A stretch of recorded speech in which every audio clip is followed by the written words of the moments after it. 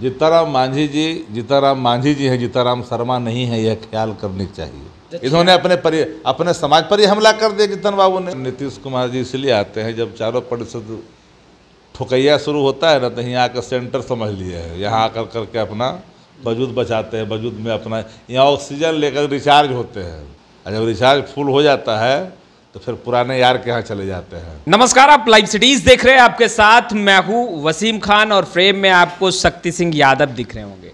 देखिए, शक्ति सिंह यादव क्या कुछ कहेंगे उससे तो हम आपको अवगत कराएंगे, मगर जीतन राम मांझी और चिराग पासवान जिस तरीके से आमने सामने थे बीते दिनों, जमकर एक दूसरे को खरी खोटी सुनाई, मगर सियासत उसके बाद गर्म हुआ है। देखिए, कोई कह रहा है कि आधार छुआछूत होना चाहिए, तो कोई कह रहा है कि आर्थिक शैक्षणिक आधार होना चाहिए। शक्ति सिंह यादव क्या कह रहे हैं ये जानना ज़रूरी है। राष्ट्रीय जनता दल का क्या मानना है, आधार क्या होना चाहिए।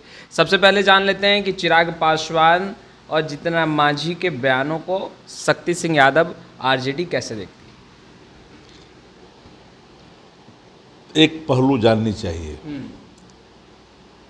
मामला है उच्चतम न्यायालय के निर्णय पर। कोटा के अंदर कोटा दलितों के संदर्भ में आया।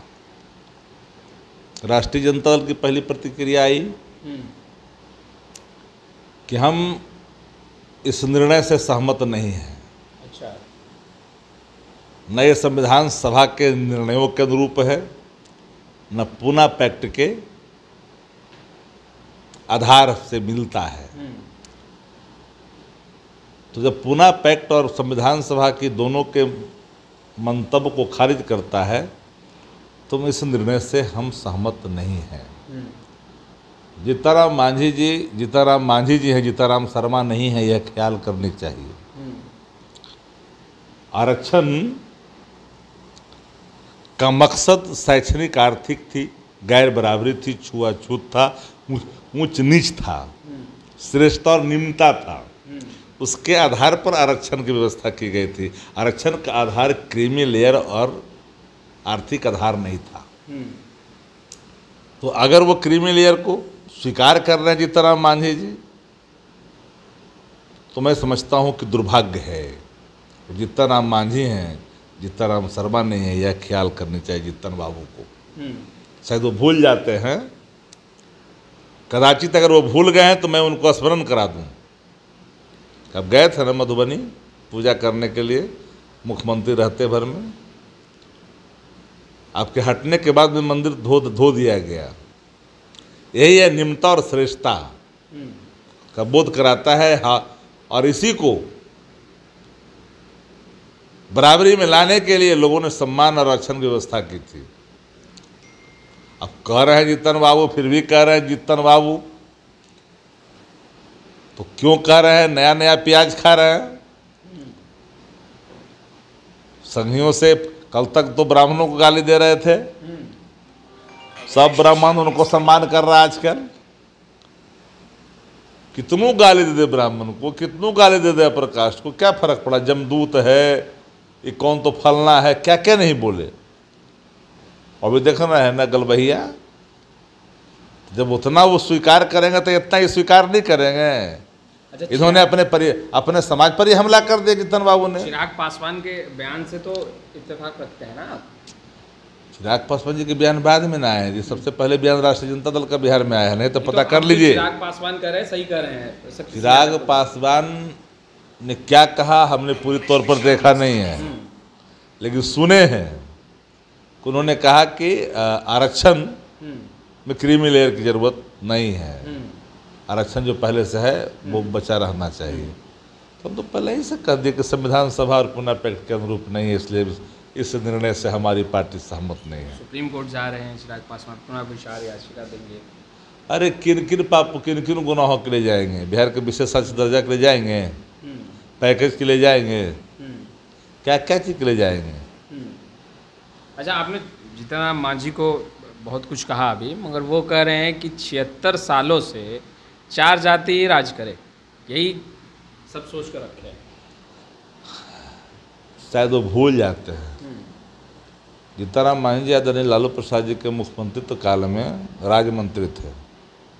उनके यहाँ भी वो भी काम कर चुके हैं। हर वर्ग मोहन राम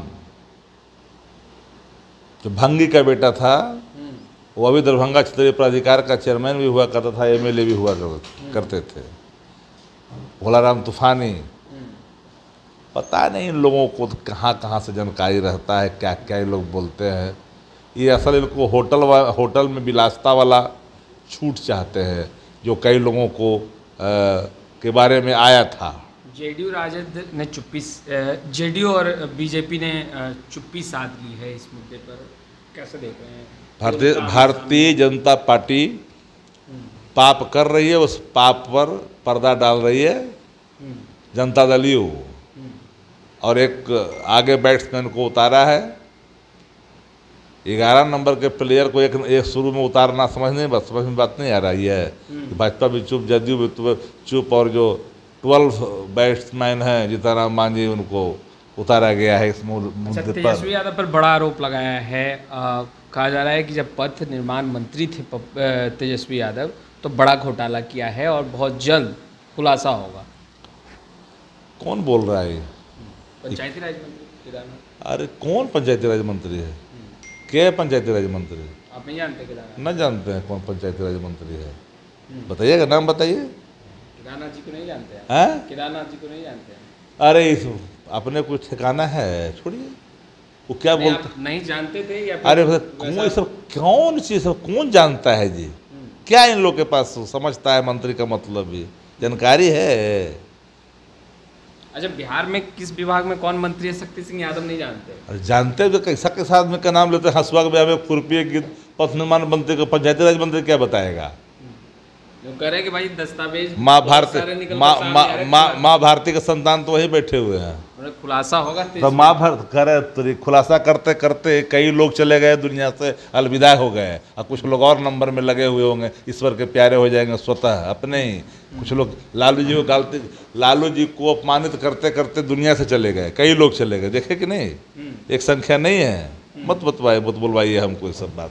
जिन लोगों ने पाप किया है लालू जी के साथ, सबको अपनी पापों का सजा भुगतना पड़ रहा है। याद रखिए, हर व्यक्ति को अपनी पाप कर्मों का जवाब इसी धरातल पर, यहीं पर देख के, लालू जी के सामने देख के जाना पड़ेगा। लालू जी के सामने हर को अपनी कीमत चुका के जानी पड़ेगी। लालू जी सबको सुनेंगे और देखेंगे। नीतीश कुमार जी को सुना है ना? हमने कहा नहीं, जब साथ लाते हैं आप लोग अपना नीतीश कुमार जी इसलिए आते हैं, जब चारों परिषद ठुकैया शुरू होता है ना, तो यहाँ आकर सेंटर समझ लिए है। यहाँ आकर करके अपना वजूद बचाते हैं, वजूद में अपना यहाँ ऑक्सीजन लेकर रिचार्ज होते हैं। उनका जब ख़त्म हो जाता है ना टॉप अप, तो राजद में आते हैं रिचार्ज होने के लिए। और जब रिचार्ज फुल हो जाता है तो फिर पुराने यार के यहाँ चले जाते हैं। नीतीश कुमार कहते हैं आप लोग रिचार्ज करवाने आ जाते हैं। कौन है? तो माफ़ी किसने मांगा? वीडियो किसने भेजा था? हम लोगों ने भेजा था, है ना यार? 10 नंबर में जाके माफ़ी किसने मांगी थी? हम लोगों ने मांगी थी क्या? पिछले बार गठबंधन तोड़ने का अपराध का माफ़ी हम लोग तो नहीं मांगे थे, वही मांगे थे। तो आपने सुना शक्ति सिंह यादव को। खैर, इस वीडियो में इतना ही। आपका बहुत बहुत शुक्रिया।